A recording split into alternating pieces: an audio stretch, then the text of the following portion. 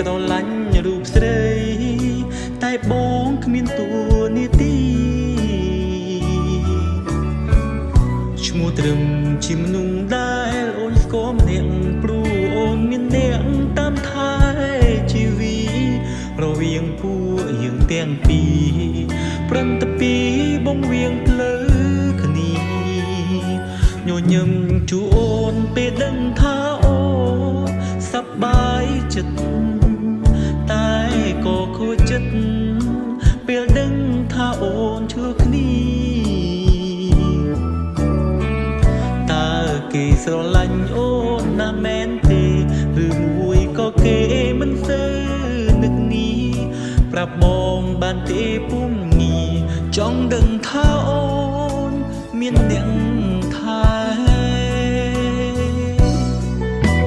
ព្រោះអូនមានសង្សារប្រាថ្នាថែអូនមិនបានត្រឹមស្រឡាញ់ក៏គ្មានសិទ្ធិដែរស្នេហាអើយឲ្យខ្ញុំសូមទូព្រោះអូនមានសង្សារប្រាថ្នាជ្រុលពេកមិនបានបងត្រឹមតែជាអ្នកក្រៅអ្នកណាឲ្យខំស្ម័គ្រស្មងធ្វើមនុស្សគួរស្គាល់ត្រូវខំគួរបន្តខ្លួនគ្មានសំណាង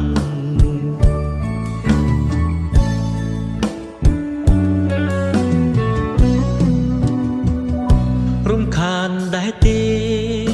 ពេលខ្លាំងដែរបងឈឺឆ្អាសុំទោផងណាចាំបងខំប្រឹងជីវីតើអូនស្រឡាញ់គេណាមែនទេបងសរសើរគេ